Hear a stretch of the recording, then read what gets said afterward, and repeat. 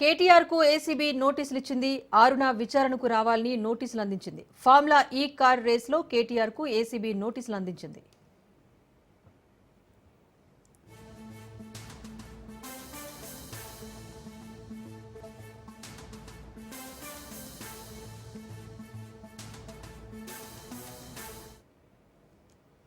Formula ఈ car race కు సంబంధించి ప్రకంపనలు ఇంకా కొనసాగుతూనే ఉన్నాయి. ఇటు ప్రభుత్వం పైన కేటీఆర్ విమర్శలు చేస్తూ వస్తున్నారు. అయితే ఏసీబీ విచారణకు కూడా పిలుస్తున్న నేపథ్యం మనం చూస్తున్నాం. ఫార్ములా ఈ కార్ రేస్ కు సంబంధించి కేటీఆర్ కు ఏసీబీ నోటీసులు అందజేసింది.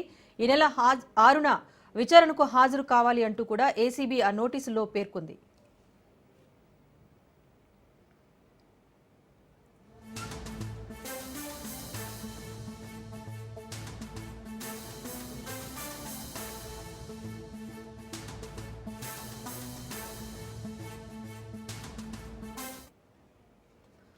మాజీ మంత్రి కేటీఆర్ కు ఫార్ములా ఈ కార్ రేస్ కేసు వదిలేలా కనిపించడం లేదు. ఏసీబీ అధికారులు విచారణకు పిలిచారు. మాజీ మంత్రి కేటీఆర్ కు ఏసీబీ నోటీసులు పంపించింది. ఈ నెల 6న విచారణకు హాజరు కావాలంటూ కూడా కేటీఆర్ కు నోటీసులు పంపించారు ఏసీబీ అధికారులు.